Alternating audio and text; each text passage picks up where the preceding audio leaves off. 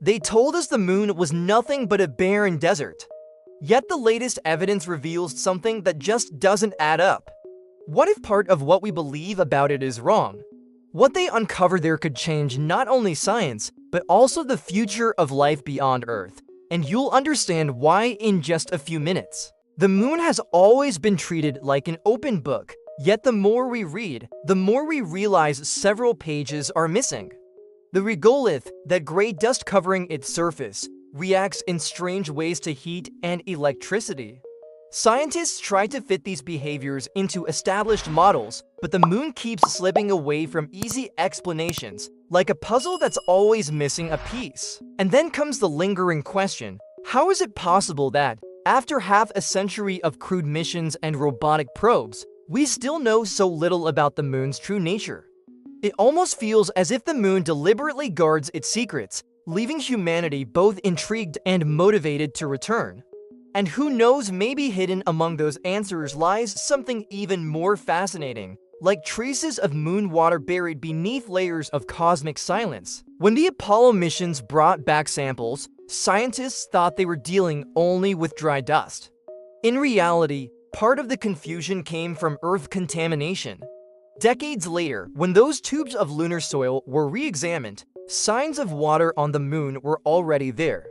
The truth had been sitting in laboratories all along, waiting for fresh ice and new technology. It's intriguing to think, what if the key to the mystery of lunar ice was hidden all this time inside forgotten jars on dusty shelves? This detail shows how science can be patient, yet full of irony. What seemed irrelevant in the 1970s now opens doors to a new era of lunar exploration, where even the past gains new meaning for the future. The moon has a curious trick. Its axis tilts only 1.5, creating regions that never receive a single ray of sunlight. These craters are so cold they resemble black holes of ice, preserving lunar ice since the dawn of the solar system. Known as permanently shadowed regions, they can reach temperatures colder than Pluto. Imagine a place where not even at noon does the light break through. That's where scientists believe vast reserves of moon water may lie hidden. These regions act like natural vaults, keeping secrets intact for billions of years.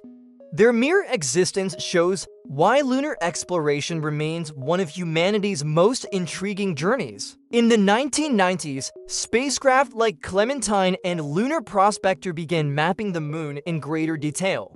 Using neutron spectroscopy, scientists detected hints suggesting the presence of water on the moon. It was like trying to spot hidden ice through the invisible fingerprints left by particles in space. These first maps were revolutionary. Suddenly, the moon's south pole was seen as a treasure chest.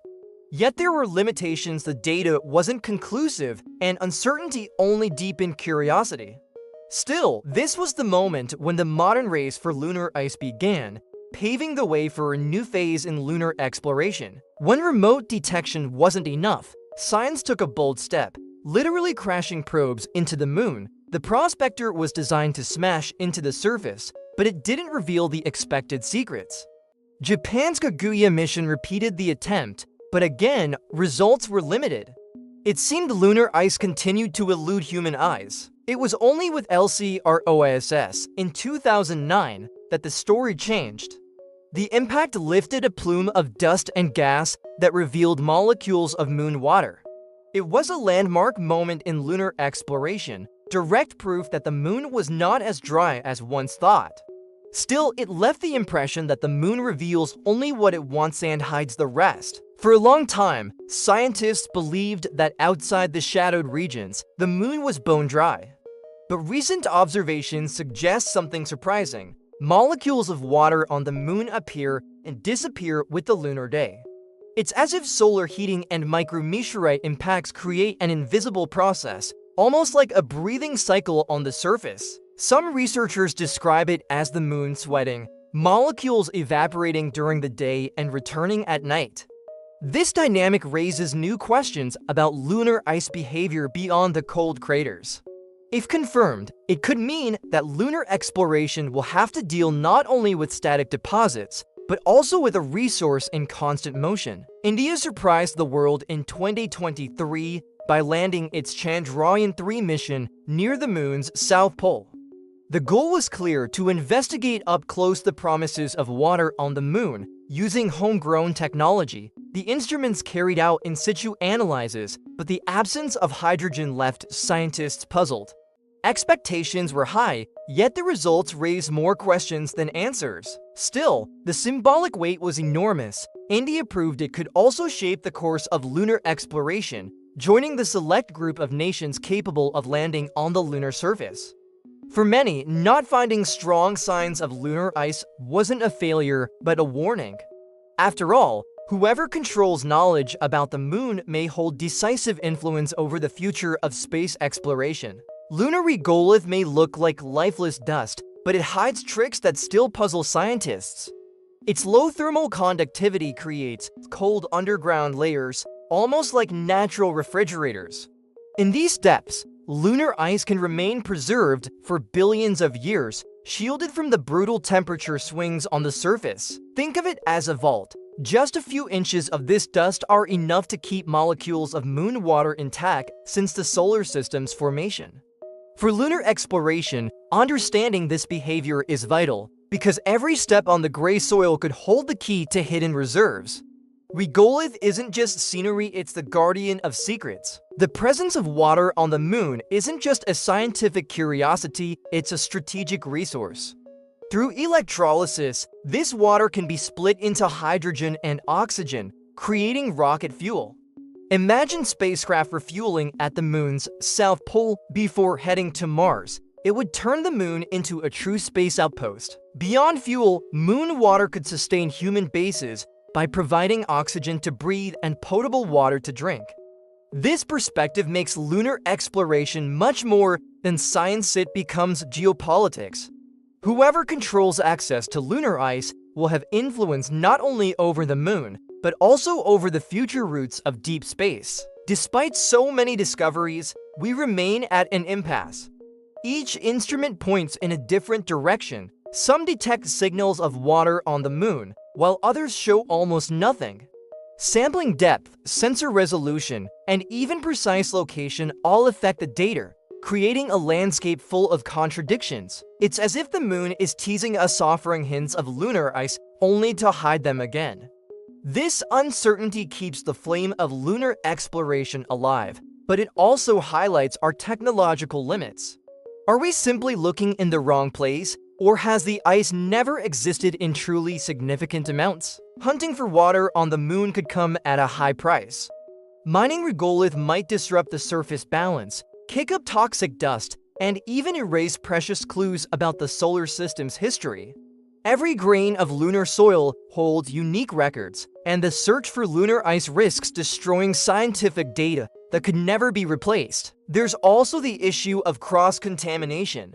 If we bring microbes from Earth, we may compromise the authenticity of future discoveries. It's like handling a rare fossil with dirty hands. Lunar exploration must be careful. If we aren't wise, the rush to turn moon water into a resource could make us lose secrets more valuable than the ice itself. The search for water on the moon becomes even more meaningful when compared to distant worlds. Europa, Jupiter's moon, harbors vast subsurface oceans beneath its icy crust. Enceladus, orbiting Saturn, shoots jets of water into space like cosmic fountains.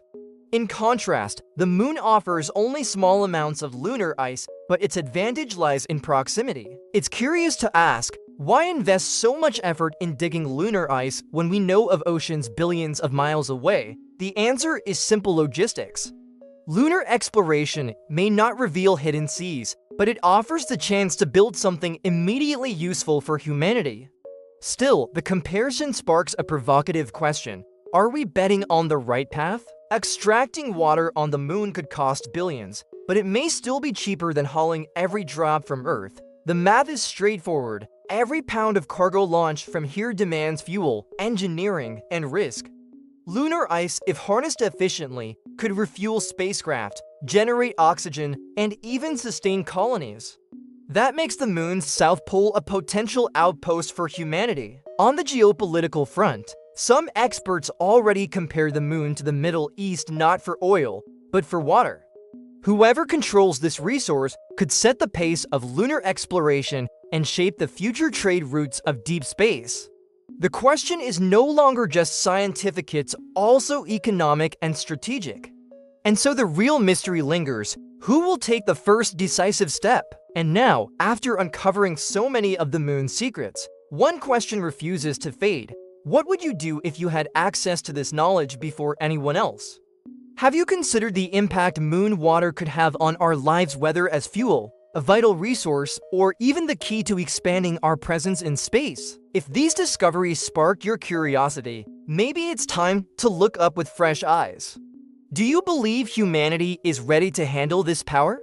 Or are we still crawling in the face of something far greater than we imagine? Share your thoughts in the comments, subscribe to the channel, and turn on notifications so we can keep exploring together every detail the moon still hides.